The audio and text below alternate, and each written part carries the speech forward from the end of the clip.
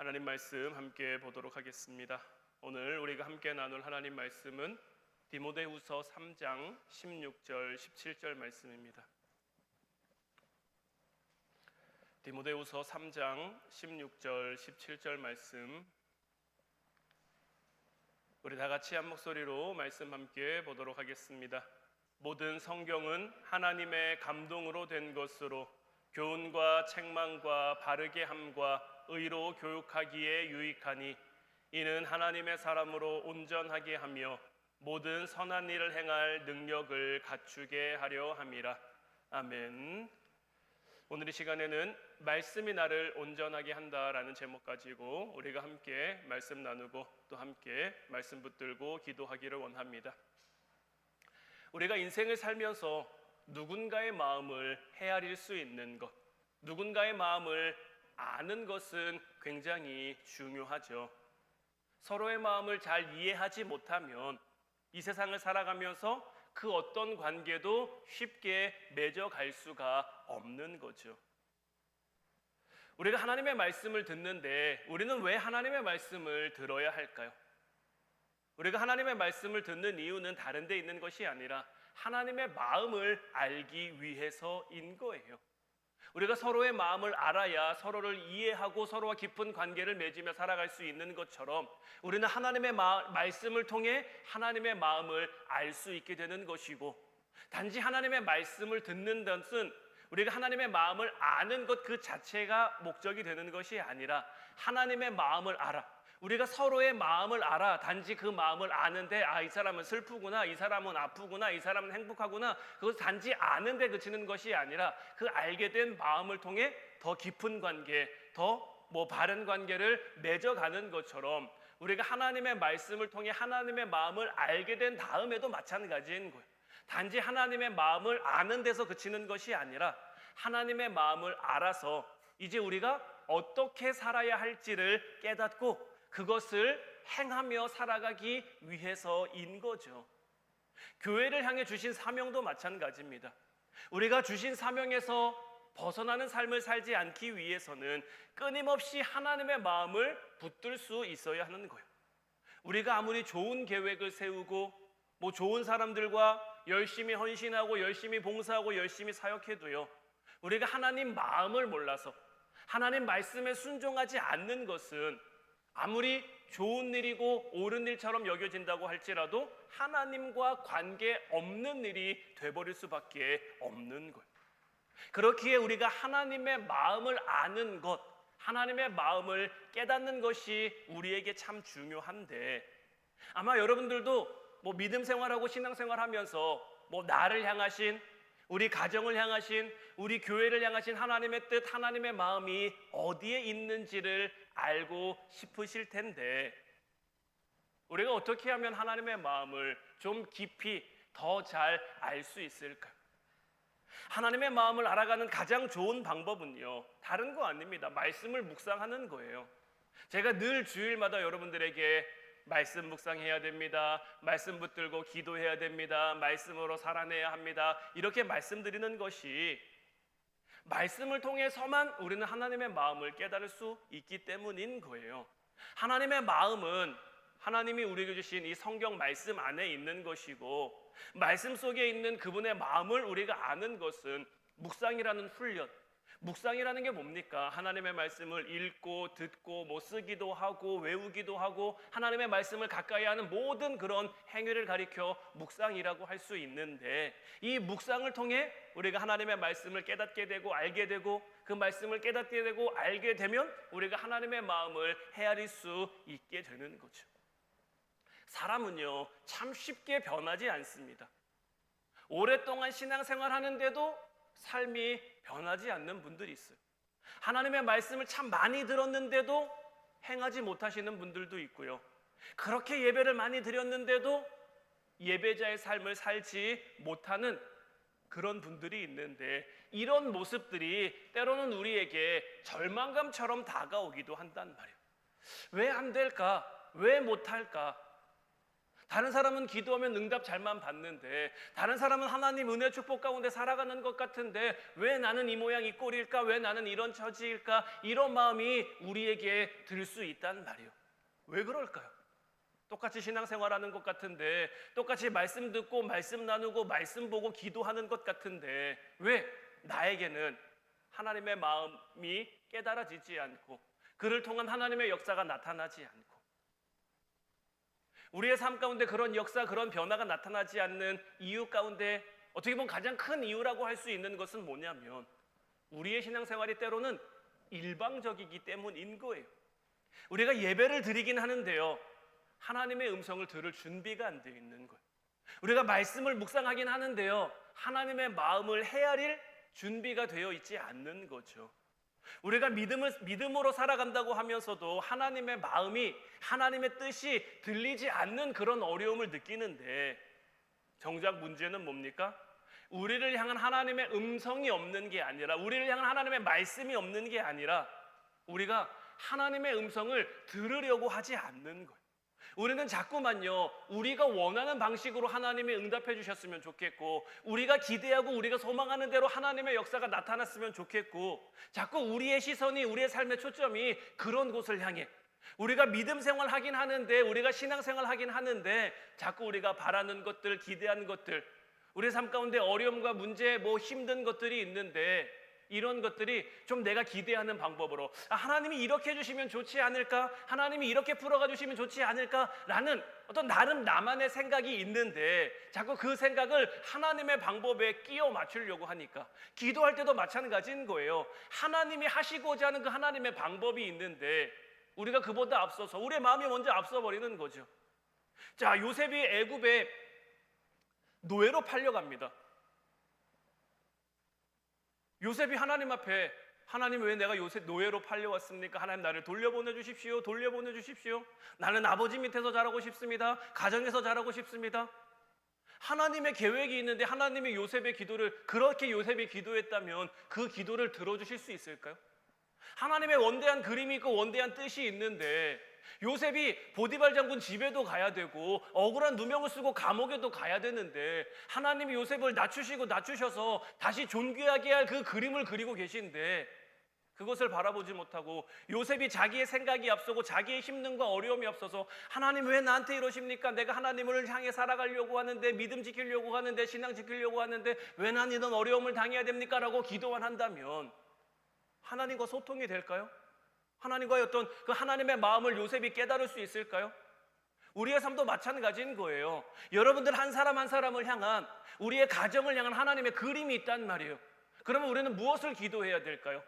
그 그림이 이루어지기를 기도해야 될까요? 그 뜻이 이루어지기를 기도해야 될까요? 아니면 그럼에도 불구하고 하나님, 내 생각이 관철되기를, 내 소망이 이루어지기를, 내 기대가 이루어지기를 기도해야 될까요? 그냥 이렇게만 여러분들에게 물으면 다 알죠. 하나님의 뜻이 이루어져야 됩니다. 하나님의 그림이 완성되어져야 됩니다. 하나님의 선하심과 인자하심이 우리를 통해 나타나야 됩니다. 근데 막상 우리의 삶 깊숙이 들어오면 이런 문제들이 우리의 삶 가운데 어떻게 나타나느냐고요. 힘듦 가운데, 어려움 가운데 자꾸 내 생각이, 내 마음이 앞서니까, 그렇게 하나님 앞에 일방적이 되어버리고 나니까 하나님의 마음이 우리에게 헤아려지지도 않는 것이고, 하나님의 말씀이 우리에게 들어오지도 않는 것이고, 하나님의 음성이 우리 귀에 들릴 수가 없는 거죠. 그러다 보니까 우리가 성경을 공부하고 예배를 드린다고 해도 하나님께서 우리에게 말씀하시는 방법으로 듣지 못하니까 하나님의 방법으로, 하나님의 뜻대로 우리가 살아갈 수 없는 것이고, 하나님의 뜻대로 살아가지 않는데 어떻게 우리의 삶을 통해 하나님의 역사, 하나님의 기적, 하나님의 일하심이 나타날 수 있겠냐라는 거죠. 하나님의 마음을 헤아리지 못하는 그 묵상, 하나님의 말씀을 들으려고 하지 않는 그 신앙의 태도로는요, 절대 말씀으로 역사를 일으킬 수도 없고요, 변화된 삶을 살 수도 없는 거예요. 그렇다면 하나님이 원하시는 방식으로, 하나님이 뜻하시는 그 방법으로 우리가 말씀을 듣기 위해서 우리는 우리의 삶 가운데 어떤 모습으로, 어떤 훈련 가운데 살아가야 할까요? 앞서 제가 여러분들에게 말씀드린 것이 우리가 하나님의 말씀을 듣는 것이 하나님의 마음을 알기 위해서, 우리가 하나님의 마음을 알기 위해서는 하나님의 말씀을 가까이 해야 된다라고 말씀을 드렸고, 우리가 하나님의 말씀을 듣고 가까이 하는 것이 단지 하나님의 마음을 아는 데 목적이 있는 것이 아니라, 우리가 하나님의 말씀을 듣는 진정한 목적은 하나님의 말씀이 우리의 삶 가운데 이제 현실로 드러나게 되고 현실화되고, 그로 인해 하나님의 역사, 하나님의 일하심이 나타나게 하기 위해서라는 것을 여러분들에게 말씀드렸는데, 우리는 이 점을 좀 명확하게 할 필요가 있는 거예요. 우리가 하나님의 말씀을 듣는 것에는요, 하나님의 마음을 알게 하고 하나님의 뜻대로 우리의 삶과 우리 가정과 우리 교회가 쓰임받도록 하는 그 유익이 나타나는 것, 하나님의 일하심과 하나님이 기적이 나타나게 하는 데 있는 거예요. 이런 의미에서 결국 우리 신앙의 가장 기본 중에 기본은 뭡니까? 말씀과 기도인 거예요. 말씀과 기도 없이는 우리는 절대 신앙생활 할 수 없고, 말씀과 기도 없이는 우리는 결코 하나님 앞에 나아갈 수가 없는 거예요. 말씀으로는 말씀드리는 것처럼 하나님의 마음을 알아야죠.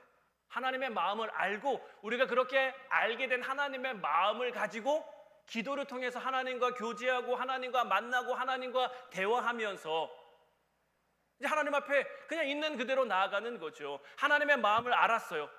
우리를 어떻게 하나님이 쓰시겠다라는 그 마음을 알았는데, 그 하나님의 뜻이 때로는 내게 버거울 수도 있잖아요. 때로는 내게 무거울 수도 있잖아요. 그럼 기도로 하나님 앞에 나가서 얘기하는 거예요. 예수님도 하나님 앞에 기도할 때, 겟세마네 동산에서 기도할 때 무엇을 기도하십니까? 하나님, 이 잔이 내게 너무 어렵습니다. 이 잔이 내게 너무 버겁습니다. 이 잔이 내게 너무 부담스럽습니다. 예수님도 있는 그대로 하나님 앞에 그 마음을 솔직하게 털어놓잖아요. 우리도 마찬가지인 거예요. 하나님이 지금 내게 맡겨주신 내 삶의 짐이, 내 삶의 무게가 무겁게 느껴지면 하나님 앞에 나가 솔직하게 얘기하는 거예요. 하나님, 내가 지금 지고 있는 이 짐이 내게 너무 무겁습니다. 지금 이 짐이 내게 너무 어렵습니다. 그러나 여기서 일방적으로 하나님 앞에 이렇게 해주세요, 저렇게 해주세요 요구하는 것이 아니라 대화하는 거죠. 하나님의 마음을 우리가 알 수 있도록, 하나님의 뜻을 깨달을 수 있도록. 자, 아브라함이 믿음의 조상으로 불리잖아요.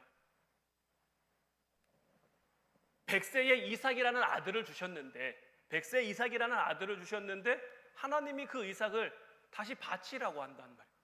아브라함의 입장에서는 어떤 마음이 들까요? 세상 모든 걸 다 그냥 뺏기는 듯한. 그러니까 75세에 하나님이 그를 부르셔서 여러 가지 과정이 있으셨잖아요. 처음에 아들을 하도 안 주셔가지고 다메섹 사람 엘리에셀이 내 상속자입니다 라고 하기도 했고, 하갈을 통해서 이스마엘이라는 아들을 낳기도 했고, 근데 하나님께서 분명히 말씀하신 것은 사라를 통해 낳는 아들이 네 후계자가 될 것이다, 네 상속자가 될 것이다. 사라의 나이가 이미 90세인데 여자로서의 어떤 그런 더 이상 아이를 낳을 수 있는 그런 몸이 아닌데, 그럼에도 불구하고 하나님께서는 그 몸을 통해서 이삭을 낳게 하셨단 말이에요. 이를 통해 아브라함에게 무엇을 보여주신 겁니까? 하나님의 전능하심. 사람은 안 된다고 하겠지만, 사람은 못한다고 하겠지만 하나님은 할 수 있다는 것을 보여주셨단 말이에요. 아브라함이 그 하나님을 이제 믿고, 이제 만남으로 말미암아 하나님을 믿게 됐어요. 그런데 이제 여기까지는 좋잖아요. 여기까지는 해서 해피엔딩, 그 후로 오랫동안 이삭과 함께 행복하게 살았습니다 하고 끝나면 좋을 것 같은데, 하나님이 갑자기 난데없이 이삭을 내게 바쳐라. 네가 나를 더 사랑하는지 이삭을 더 사랑하는지 내가 시험하여 보고 싶다. 아브라함은 망설이지 않아요. 왜 망설이지 않을까요? 하나님과 만나는 삶을 살면서, 하나님과 교제하는 삶을 살면서 하나님이 몇 번 그에게 보여주신 것들, 그에게 말씀하신 것들이 있잖아요. 이제 전능하신 하나님을 온전히 이제 아브라함이 만나고 믿게 되니까 흔들리지 않는 거죠. 오히려 다급하게 아브라함을 하나님이 말리실 정도로 아브라함 믿음의 삶을 살아가는 거죠. 다윗이 골리앗 앞에 섭니다. 다윗이 골리앗 앞에 섰을 때 몇 살이었을까요? 제가 지난 화요일 날 이제 학교에 가서 이제 강의를 들으면서 골리앗과 싸운 다윗이 몇 살이었을까에 대한 이제 나름 어떤 이제 뭐 논쟁 아닌 논쟁을 조금 이렇게 했는데, 자, 다윗이 위로 형이 몇 명이죠? 7명이 있습니다. 7명이. 그런데 자, 골리앗과 싸울 때 전쟁에 나간 적은 몇 명일까요? 3명이 나가죠. 근데 전쟁은 몇 살 이상이 나가는 걸까요? 20세 이상이 싸움에 나갈 수 있는 거예요. 그러면 위로 세 형은요 20살이 넘은 거고요.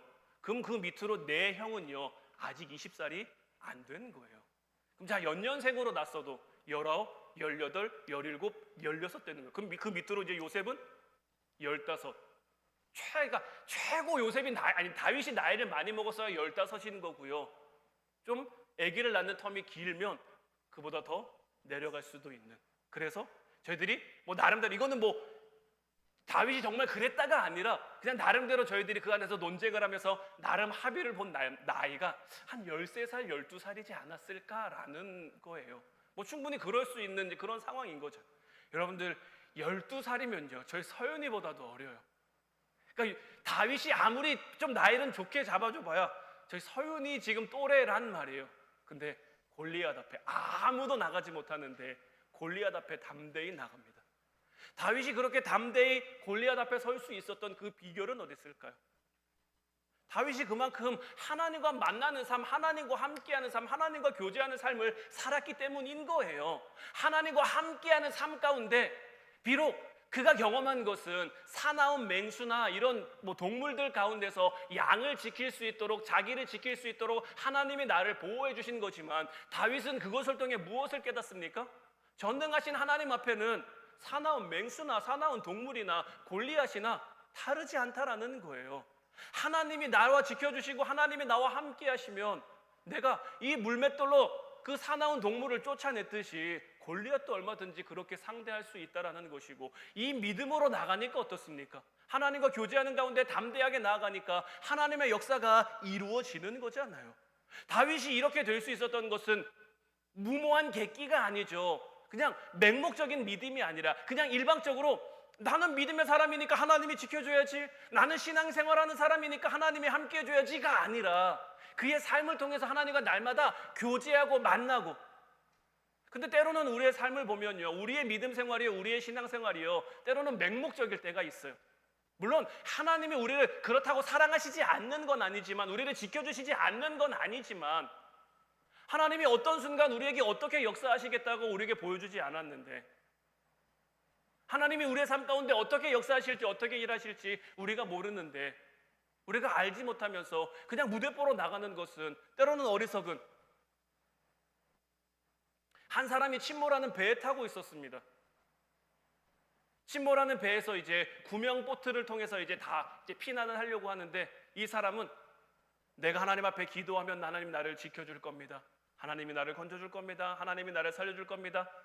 몇 번을 이제 선장이 오고 다른 사람들이 와서 이제 구명보트를 타고 이제 탈출해야 됩니다. 탈출해야 됩니다. 아무리 권해도 듣질 않는 거죠. 어떻게 됐을까요? 결국은 침몰하는 배와 함께 생을 마감할 수밖에 없었죠.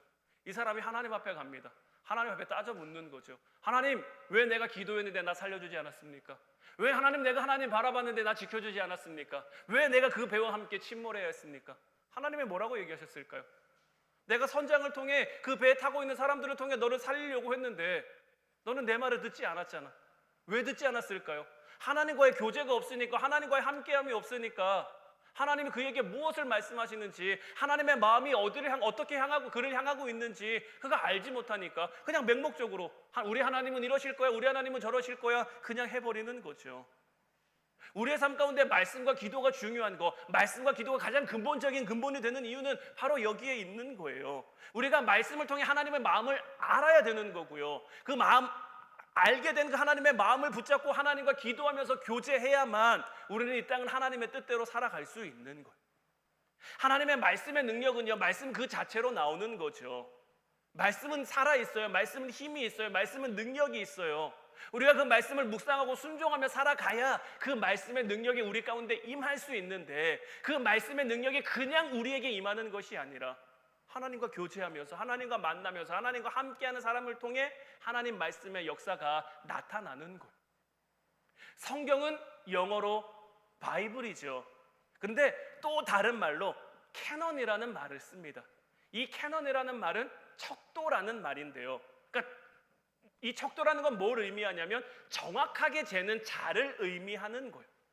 자는 뭐 어떻습니까? 이 자를 딱 대면요, 잘못된 것, 삐뚤어진 것이 그냥 드러나게 돼 있죠. 자를 통해 측량하면요, 잘못 치수가 적힌 거나 이런 것들을 다 알 수 있게 됐단 말이에요.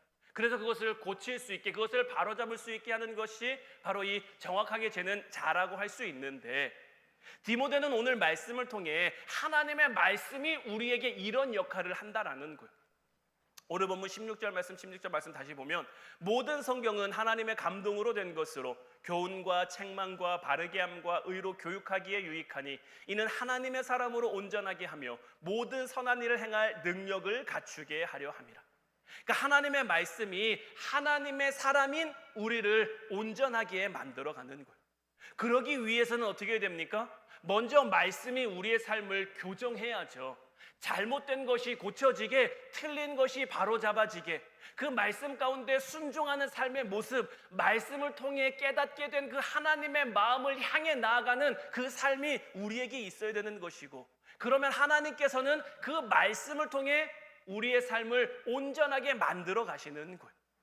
하나님께서 말씀을 통해 우리에게 말씀하셔서 우리에게 나갈 길도 알려주시고, 나가야 될 방향도 알려주시고, 우리가 해야 될 것도 알아주시고, 우리가 하지 말아야 할 것도 알려주시고, 그러면 그 말씀을 하나님의 말씀으로 온전히 믿고 인정하고 신뢰하면서 그 말씀대로 살아가도록. 이 성경이 참 놀라운 건 뭐냐면요, 성경은 66권이죠. 구약 39권, 신약 27권인데 이게 굉장히 오래, 수천 년에 걸쳐 작성이 된 책이란 말이에요. 성경을 기록한 저자만도 40명이 넘어갑니다. 그런데 이 사람들이 굉장히 오랜 시간 동안 여러 사람에 거쳐서 쓴 책인데요, 그 내용이요, 이렇게 일맥상통할 수가 없는 거죠. 저는 가끔 마블 영화를 보다 보면요, 이 세계관을 만들고 작성해가는 사람은 그냥 속된 말로 미친 사람인 것 같아요. 그러니까 예전 영화에 나왔던 어떤 그런 한 소재가 나중에 가서는 어떤 그 영화를 평론하는 사람들은 떡밥이라고 이야기를 하더라고요. 그런 떡밥들이 나중에 회수가 되고 뭐가 되고, 그러니까 굉장히 큰 그림 안에 하나하나를 만들어 가는 거죠. 그런데도요, 이제 요새 나오는 마블 영화를 보면요, 이제 좀 한계에 부딪힌 것 같아요. 이제는 더 이상 여러 가지 자기들이 할 수 있는 이런 방향으로도 머리를 써보고 저런 방향으로도 머리를 써봤는데, 이제는 그 소재가 좀 많이 고갈되지 않았나 싶긴 한데요, 성경은요, 이 66권이 서로 다른 시대에 서로 다른 사람에 의해서 기록되고 작성됐음에도 불구하고요, 그런 세계관을 뛰어넘는 하나님 나라라는 그 세계관이요, 우리에게 얼마나 멋지게 다가오는지 몰라요. 하나님의 감동으로 된 것이 아니라면 이런 책은 결코 쓰여질 수도 만들어질 수도 없는 거죠. 그 말씀이 우리를 향해 역사한다. 이 말씀이 우리에게 얼마나 놀라운 건지 여러분들은 믿으십니까? 하나님의 말씀이 정말 나를 온전하게 하며 오늘 말씀처럼 선을 행한 능력을 갖추게 한다라는 그 말씀을 여러분들은 믿으십니까? 우리의 신앙은요, 우리의 믿음은요, 이 믿음이 분명한 데서부터 시작되어야 되는 거예요. 말씀이 내 삶을 변화시킨다, 말씀이 내 삶을 온전하게 한다, 말씀이 내 삶을 이끌어간다, 이것을 믿는 믿음에서부터 우리의 신앙과 믿음이 출발할 수 있어야 되는 거예요. 내가 결심해서 아니고요, 내가 결단해서 아니고요, 하나님의 말씀이 나를 온전하게 하는 것이고, 이 믿음이 있어야 우리가 하나님의 말씀을 우리가 하나님의 말씀을 우리가 하나님의 말씀을 알아가야 할 그 동기가 부여되는 거죠. 말씀이 나를 온전하게 한다는 것을 내가 알았어요. 내가 깨달았어요. 그러면 그 말씀을 가까이 하지 않을 이유가 없는 거죠. 제가 대학교 다닐 때요, 학교 앞에 있는 식당에서 아르바이트를 했는데, 그 식당 그 주인 이모가 저한테 뭘 얘기했었냐면, 제가 일주일에 이제 주급으로 돈을 받았는데, 형주야 네가 일주일에 돈을 10만 원을 받는데 10,000원이나 2만 원만 자기한테 다시 투자를 하면 네가 나중에 이제 군대도 갔다 오고 할 텐데, 그럼 저쪽에 저희 학교 근처 옆에 동아리라는 곳이 있거든요. 그 동아리가 재개발이 될 거야. 내가 그쪽에 이제 땅을 사서 투자를 할 건데 네 이름으로도 땅을 몇 평을 사줄게. 제가 제대하고 돌아왔더니요, 거기가 완전히 이제 신도시처럼 바뀌었더라고요. 이제 봉담 신도시가 된 그쪽이 이제 그런 부분인데, 지금에 와서는 제가 그때 그 이모 말을 들었으면 참 좋았을 텐데 하지만 이제 와서는 늦은 거죠. 그때는 사실 뭐 몰랐다라고 표현하기보다는요, 그냥 제가 쓰고 놀 돈도 그냥 부족했던 거죠. 그냥 그 일은 미래에 나에게 맡겨놓고 지금의 나는 그냥 놀고 먹고 그냥 하고 싶은 거 하자, 이제 그랬던 거죠. 그걸 제가 미리 알았다면. 근데 이 시대를 살아가는 많은 사람들도 이런 얘기 참 많이 합니다. 비트코인이 이렇게 오를 줄 알았으면 내가 그때 좀 사두는 건데, 여기 땅이 이렇게 오를 줄 알았으면 내가 그때 투자를 좀 하는 건데, 이 주식이 이렇게 오를 줄 알았으면 내가 그때 좀 사두는 건데, 이제 와서 그런 얘기 해봐야 무슨 소용이 있습니까? 아무런 소용이 없는 거죠. 근데요, 우리의 믿음을 향해서도 마찬가지인 거예요. 하나님의 말씀이 나를 온전하게 한다는 걸 내가 이제 알았어요. 제가 여러분들에게 말씀드렸어요. 그러니까 믿고 안 믿고는 이제 나중 문제고, 제가 여러분들에게 말씀을 드려서든 아니면 여러분들이 이미 알고 있었든 이제 여러분들이 알았잖아요. 그럼 이제 이 다음은 여러분들의 선택이고 여러분들의 결단인 거예요. 이걸 내가 믿느냐 믿지 않느냐, 내가 이 길을 걷느냐 걷지 않느냐. 성 어거스틴이라는 사람이 있는데, 성자라고 불리는 사람이죠. 이 사람이 굉장히 젊은 시절에 방황을 많이 했어요.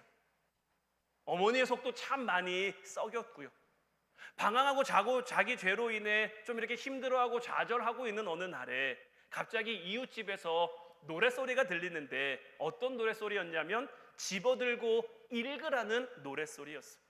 자기 앞에 놓여있는 책이 성경책이어서 그 책을 찾아 펼쳤는데, 그때 펼쳐진 말씀이 뭐였냐? 로마서 13장 14절부터 14절까지 말씀이었어요. 낮에와 같이 단정히 행하고 방탕하거나 술 취하지 말며 음란하거나 호색하지 말며 다투거나 시기하지 말고 오직 주 예수 그리스도로 옷 입고 정욕을 위하여 육신의 일을 도모하지 말라.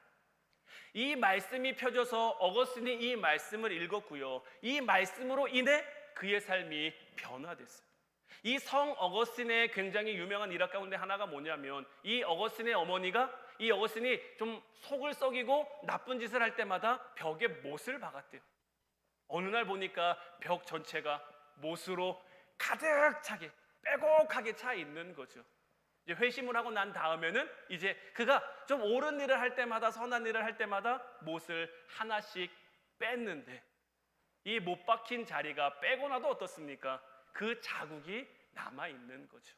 그러니까 하나님 앞에 나는 늘 이렇게 부끄러운 사람이구나 라는 것을 고백하면서 하나님 앞에 겸손하게 살기 위해, 하나님 앞에 믿음 지키며 살기 위해 참 애를 썼다라는 그런 이제 어거스틴의 간증과 예화가 있는데, 하나님의 말씀이 그를 변화시켜간 과정을 보면요, 아마 여러분들도 하나님의 말씀에 의해서 뭐 어떤 감동되어지고 깨달아지고 은혜 받은 그런 경험들이 다 있을 텐데, 하나님의 말씀은 우리 안에 들어와서 참 놀랍게 역사해요. 참 희한하게 역사해요. 하나님의 말씀이 어느 순간 믿어지는 것도 참 놀랍고요, 내가 믿은 그 말씀이 내 삶을 변화시켜가는 것도 참 놀랍고요.